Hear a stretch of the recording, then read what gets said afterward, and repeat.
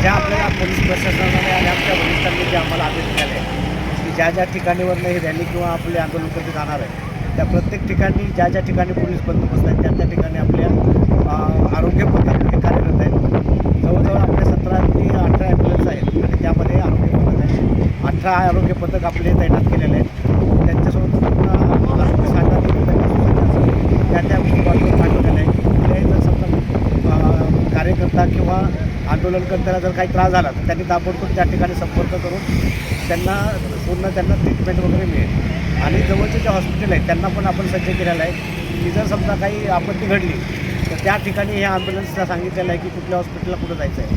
तर जवळचे जे हॉस्पिटल आहेत त्या ठिकाणी त्यांना ते आंदोलनकर्त्यांना घेऊन जाऊ शकतं. त्यामुळं कुठल्याही प्रकारचा आरोग्याबद्दल कसलाही प्रॉब्लेम येणार नाही याची आम्ही दक्षता घेतलेली.